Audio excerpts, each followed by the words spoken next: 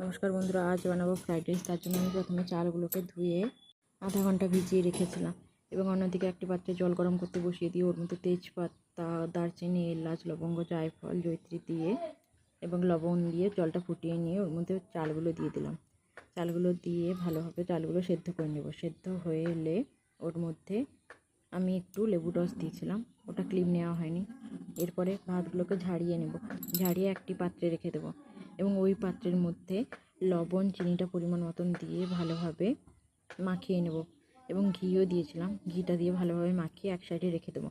এবং আমি ফ্রাইড রাইসের জন্য সবজি নিয়েছি গাজর এবং ক্যাপসিকাম, ওইগুলোকে ভালোভাবে কেটে ধুয়ে নিয়েছি।